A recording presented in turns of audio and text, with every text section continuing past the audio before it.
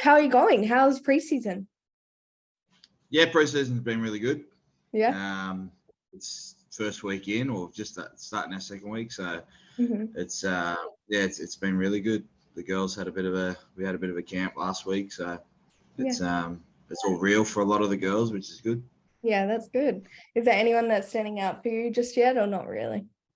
They've all been really well, really good in terms of their discipline and what we're trying to get out of them. It's preseason's always hard, so explaining to some of the first timers, that you are meant to be sore, and it's not like you get to sit around and then come to training, or after you train you're late at night, so you're probably getting ready for bed. So we're still educating a lot of the girls, but I think overall the girls have exceeded my expectations in terms of how quickly they've bonded together, which was always probably going to be a concern for every club, I think.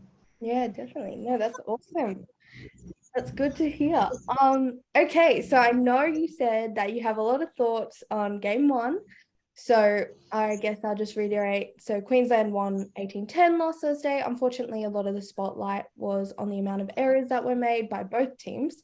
I'm sure that it's something that both sides will try to clean up for game two. What are your thoughts on all of this? Yeah, I think firstly, we need to remember that this is the centerpiece of the girls' game at the moment. With the World Cup just being last year, and the girls haven't played or trained, to that standard. So I think there's a little bit of leeway there, and understanding that, the timing is wrong for this Origin series. Yeah. We saw that with the 30 errors, and the way that the girls probably struggled to get into the rhythm of the game with errors early. Secondly, commentating the game, I found myself really frustrated that, at the back end of the game when it was 18-10, trying to say, can New South Wales take a field goal or take a penalty, because that means that next week they don't have to start 8 behind, or next game they'd have to start 8 behind. So that was really frustrating as a spectator, is that Queensland, who was so great in terms of their resilience online, that they could lose by 10 next game and they lose the series, which I don't think that's right. So we need to get the 3 games. I think, with all due respect to Adam G, we needed a female referee, because those 3 elite girls, or women, beg your pardon, that have done the game, in Cara Lee, Casey, and I've forgotten the other one just at the moment, but they've led the way in refereeing, and the girls' game's completely different to the boys, because the ruck's not as quick. And I felt like early, Adam probably blew the pee out of the whistle a little bit to try and assert dominance in that game, where, I think the female referees probably would have let it breathe a little bit. So, again, like, it's not, the be-all and end-all, but I just think there's some stuff there that you could set before next year's series that would make it the centerpiece. And I think before we dig into the game, those 3 things, having it at the end of your season, when the girls come off their season, a female referee definitely in that situation, in 3 games. Yeah, no, I didn't even think about, that's a good perspective, because I didn't think about the ref, and it obviously does make a big difference. And if there was a female referee, I think that the girls would have definitely felt more comfortable. It's such a big stage, and for all those eyes on the game, and I think that would have made them feel a lot better.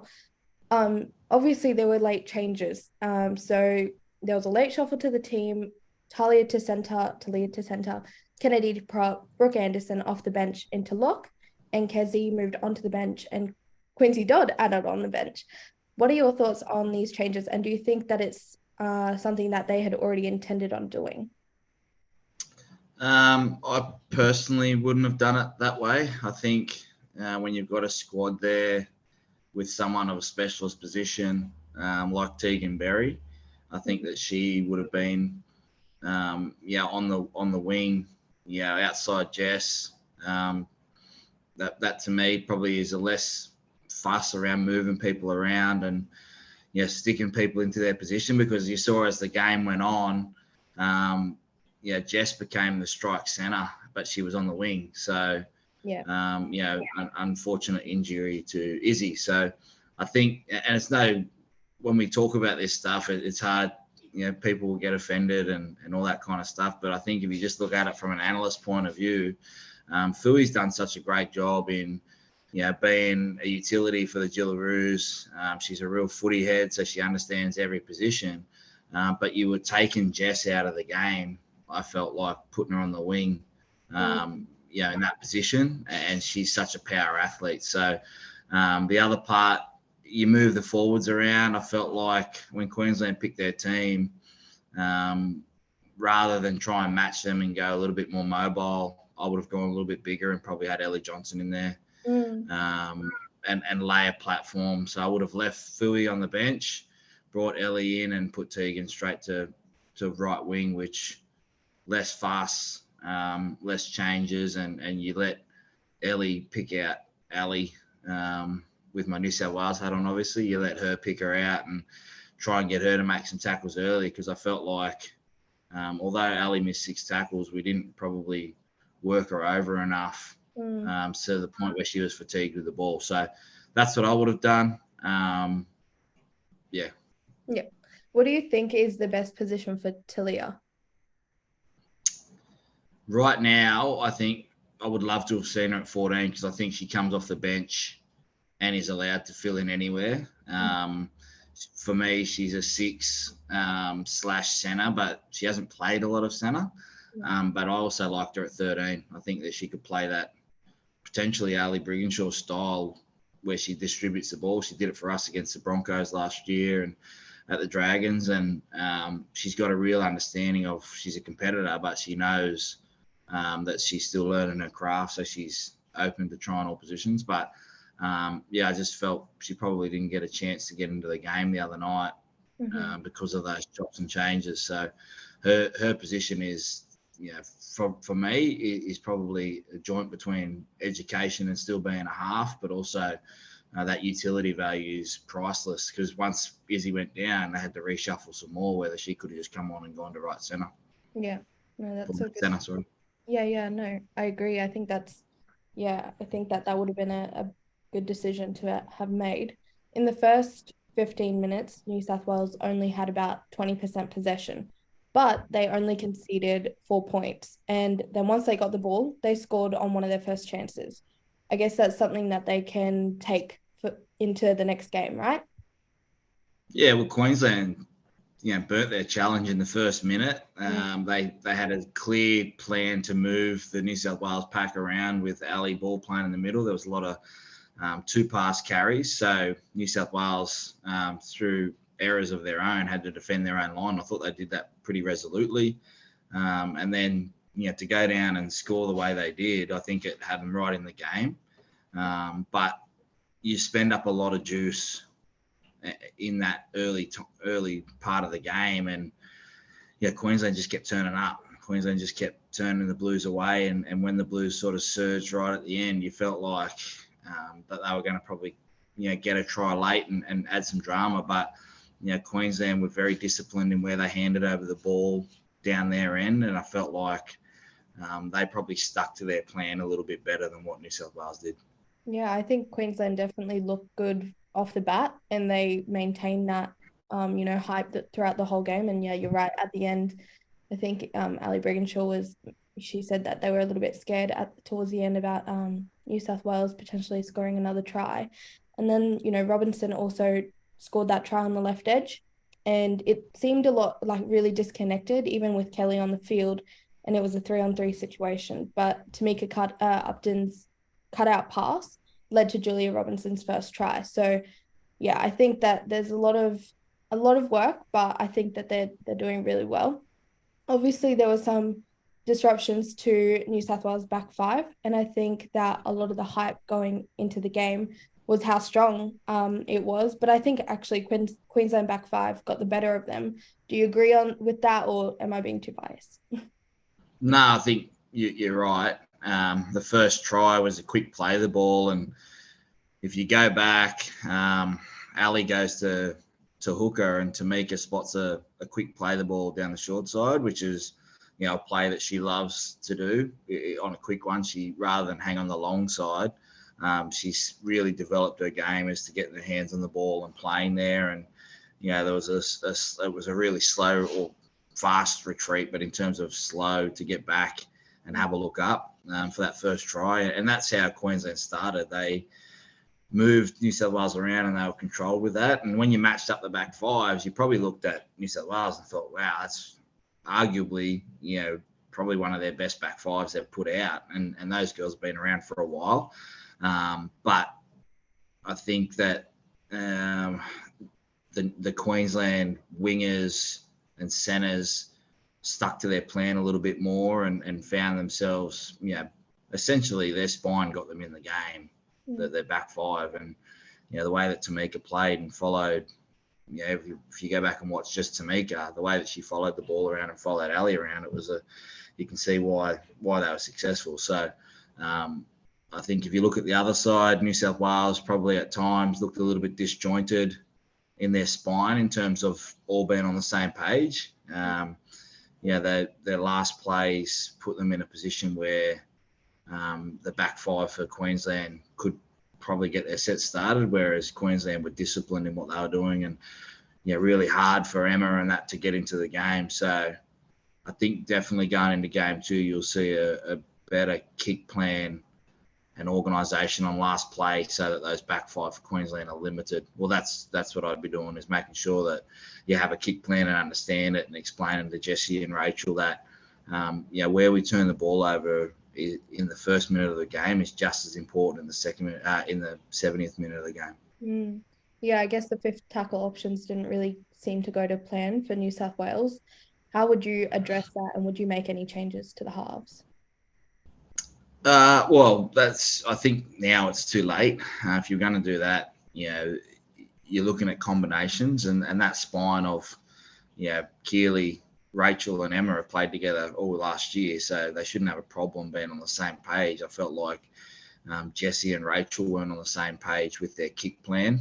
Rachel's got a great kicking game and she can plug it into a corner, and I think a couple of times there they just got lost on where their tackle count was. And Jessie's such a fantastic read game manager of the game, but at times probably didn't set up her kick well enough, so that forced her into a rush kick. So I think, game 2, you see New South Wales, and this comes off Keely Davis. She's the Jillaroos number 9. She's got to put them, in positions so that they can get their kick away and stick to their kick plan, because the last thing that New South Wales need is to concede an early try, and then you're looking at the scoreboard. So there's so many narratives to this, but I felt like watching the game again that New South Wales kicking game didn't mirror the control that we've seen from Rachel and the understanding or game management that we've seen from Jessie. Yeah, I think that with Kezie Apps, she brought a really good impact off the bench. Is that something that you would stick with for game 2? Depending on injuries and who comes back, Simona Taufa will probably come back. So, I felt like, Kez could definitely start the game. I think that, you explain to her what you want. But again, Kennedy's such a ball of energy and a hard runner of the footy. Maybe she moves to the bench and plays longer minutes after that first stint with Kez. And Simona starts at 13. I think that Kennedy was probably one of the Blues' best in terms of her energy and her intentions and her intensity and physicality. But, she sort of at times they were getting, bent back, and she's trying to have 2 carries in a set. So maybe she comes on after 10 or 12 minutes when Kez just lays the platform, or Ellie or whoever they have up front lays the platform, and then Kennedy can come on because she's fit and she can play big minutes. And I like the way that she went about her business on Thursday. Yeah, no, Kennedy had a great game, that's for sure. I think obviously we were talking about Julie Robinson and Isabel Kelly before. What are your thoughts on that incident, and were you okay with the play going on? I wasn't okay with the play going on because I thought once a player from the opposition goes and sees if other players okay. That's distressing and alarming that we don't stop it for that, considering we stopped it later in the game for whatever reasons.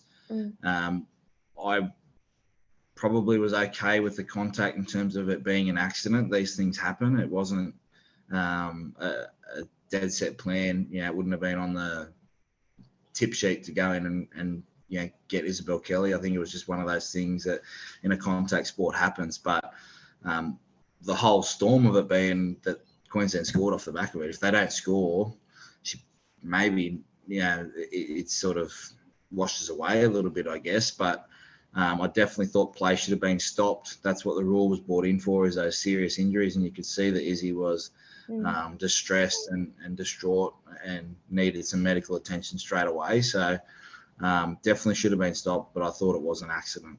Yeah, no, I don't think she should have been suspended.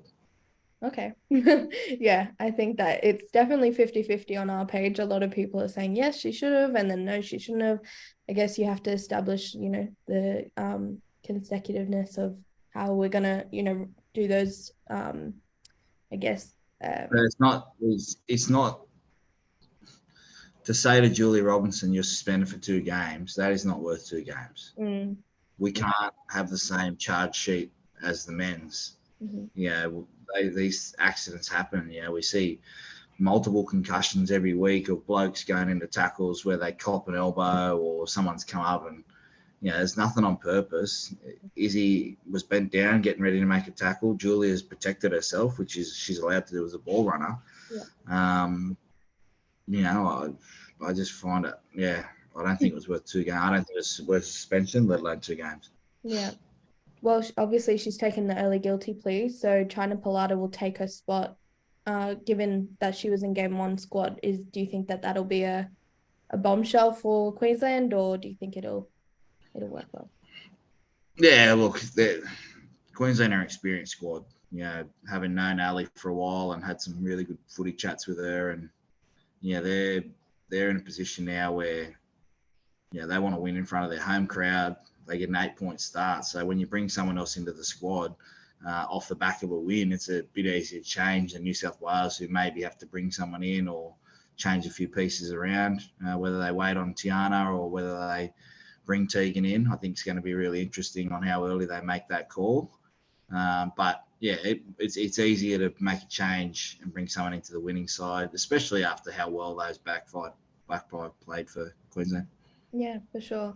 I think with the second half for New South Wales, they started on top. They were really getting on the front foot and building momentum until Shanae did that intercept. But I think, that really shifted momentum Queensland's way and led to obviously Bass scoring. So I think that it's, I don't know, I felt like, it was nerve-wracking at the end when New South Wales started getting there, and then they just lost it. So hopefully they can, kind of feed off that coming into Game 2. After Kelly went off, obviously Yasmin went into the centre and Kezi moved onto the edge. Obviously there was some disruption and, Queensland exploited that, leading to Julia's second try. Do you think that, that was a good shift, or do you think that, it could be a little bit different? Yeah, well, Kylie knows these players. She's worked with them at the Roosters the last couple of years, and also, they've been in the system. So, Yasmin played wing last year in a winning side.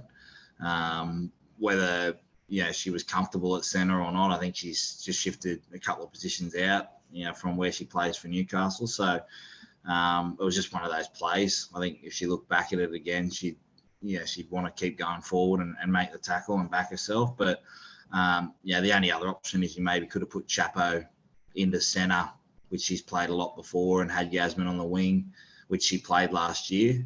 But again, Kylie, you can't judge Kylie on this because she knows these girls better than anyone, and her staff, made a call on the run there. And, it was one of those games where the injury to Tiana, probably changed their thinking a little bit.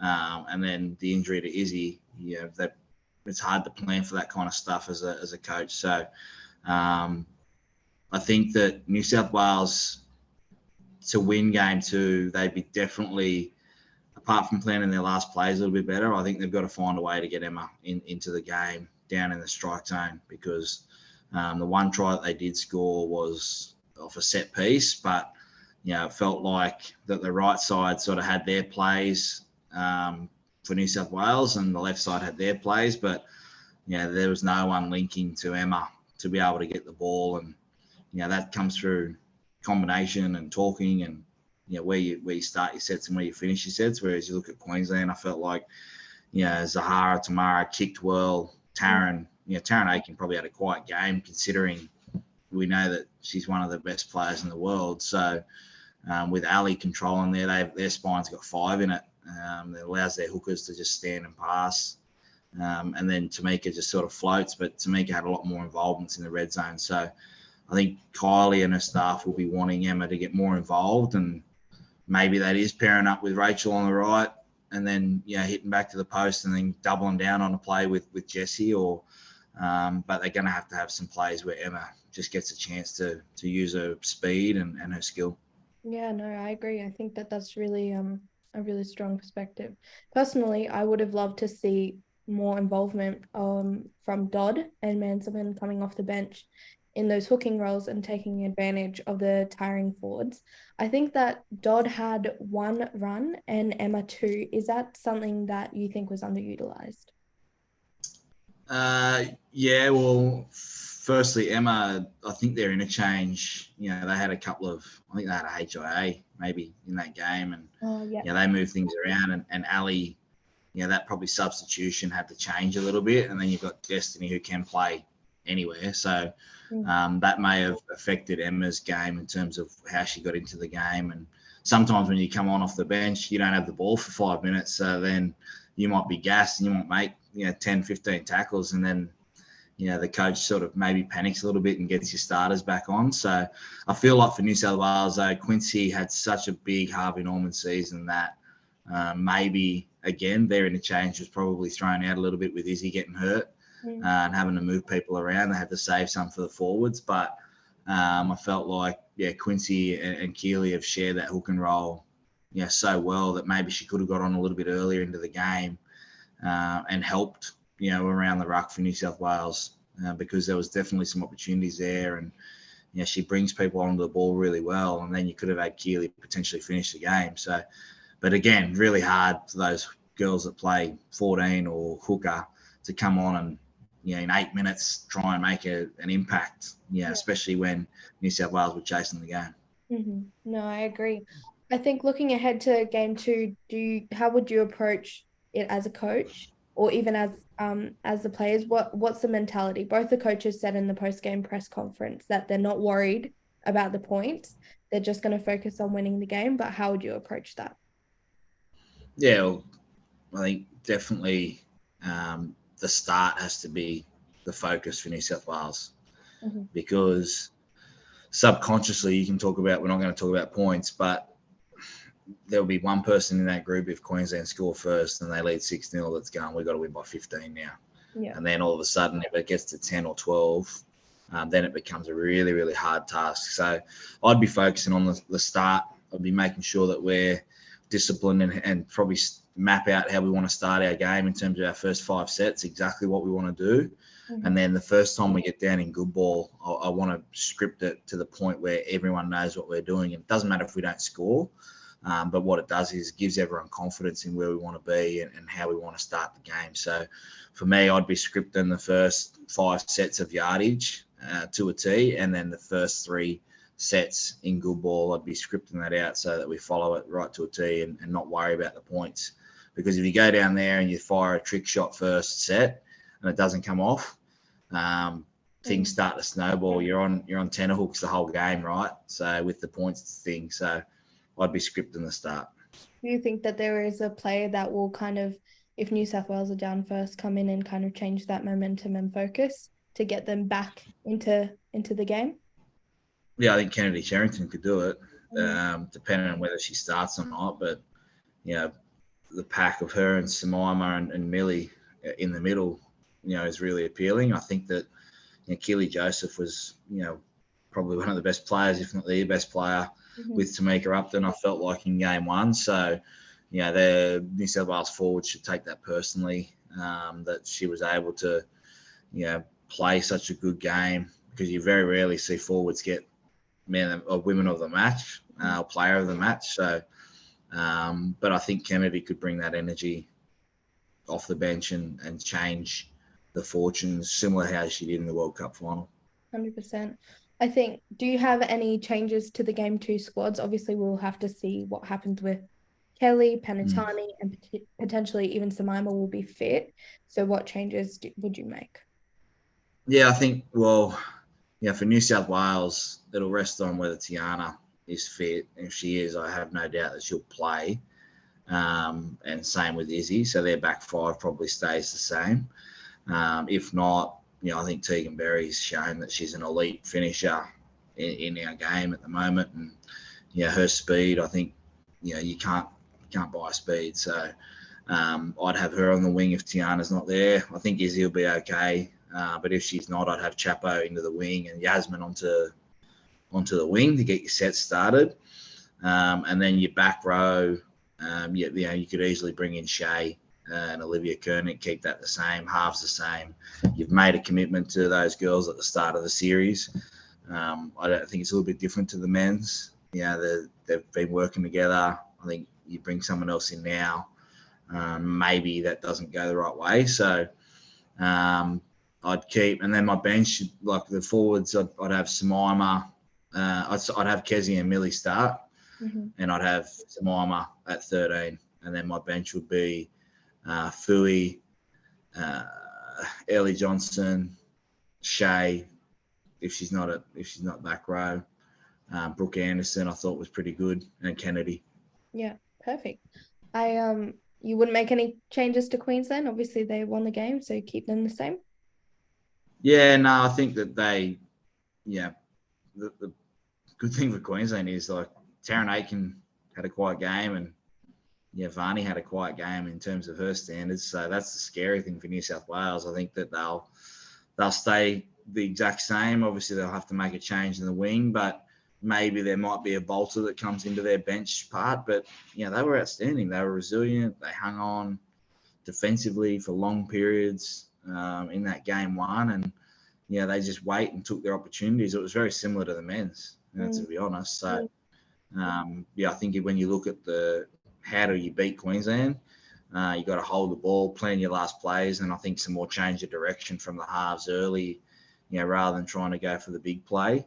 And if you beat New South Wales and you're Queensland, you just stick to that blueprint of kick to a corner and keep moving the big pack around if they start with a big pack, and then give Tamika and Ali as many chances as you can, because once they start to focus on that, Zahara Tamara's an elite player. So of course you want to be Queensland going into game 2, but I feel like they won't make many changes. Yeah. Do you think that Queensland are going to go into game 2 with a really defensive mindset and really focus on defense and not allowing any points? Or do you think that they will kind of have the same momentum that they did in game 1? I think they have the same momentum. The message, if you're coaching Queensland, is, we know that they have to chase the game. So let's not walk around waiting to be chased. Let's chase them. Let's go out and, and dictate from the start and stick to our plan, because they're the ones that are chasing the game. And the longer the game goes, 0-0, 6-6, 10-10, the more pressure comes on New South Wales. And Ali's too experienced to not be able to put them in positions like that. So, they've got a really experienced, 13, 7, 6, 1, who are going to put pressure on New South Wales with just by the way they start. Yeah. We've got some fan questions. So I'll get them up so I can read them. So we've got Sturgis and Kelly. So Sturgis has a running style suited to the left. Would you swap them? No. The one, I think when you look at the success that Izzy's had, she deserves to be on the left, and she's the best centre in the world. So, it's hard because you don't want to swap.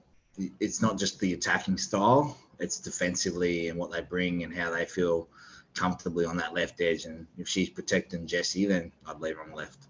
Cool. So making the ball smaller, as Brad Fittler mentioned, is that something that you think could help lessen the errors? No. No. I mean, when I started, I interviewed a few players years ago and tossed up an idea of playing with 11 players. But one thing I've never compromised is the ball size. I think that, the girls, for me, handle the ball size of playing with that full-size rugby league ball really well. I think that it's just played at the wrong time of year.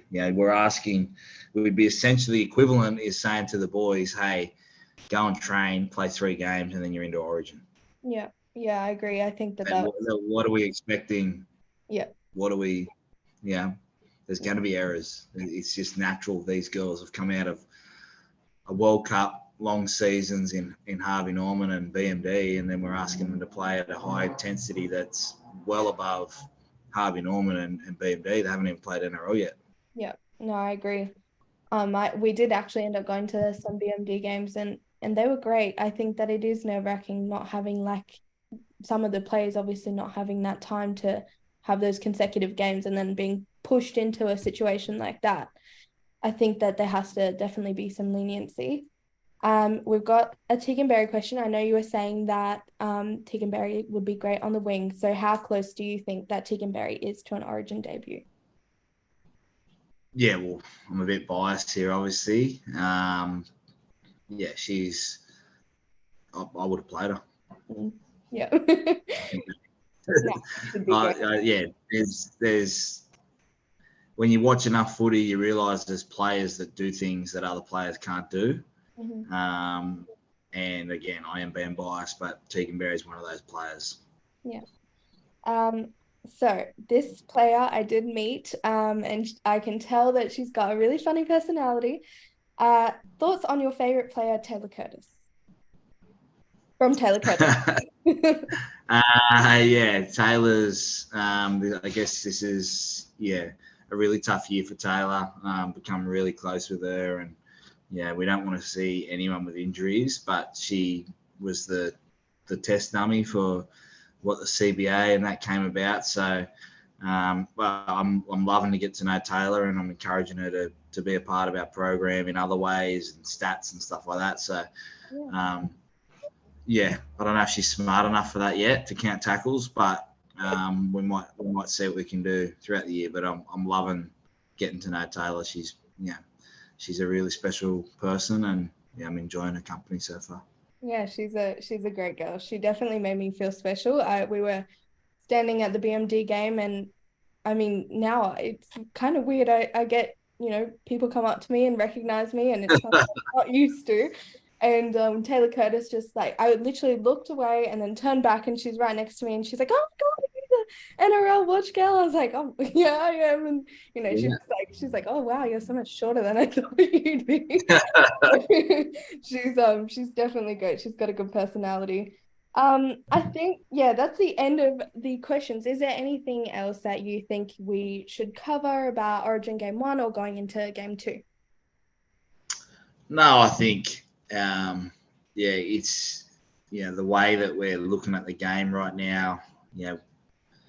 We can't just keep having these ideas and then saying that the product's not great in terms of all the errors and not doing anything about it. So I'm expecting 2024 for us to have a set plan about how to make this game, better in terms of, what we see out there, because the girls deserve it. I'm sick of hearing people say, why don't they play it before the men's and double headers and all that shit. The crowd there Thursday night, it was really, really cool to see so many young females wanting to play our game, and the girls, and they're fantastic ambassadors for our game. So you're a part of that, and always enjoy talking footy with you. It's cool.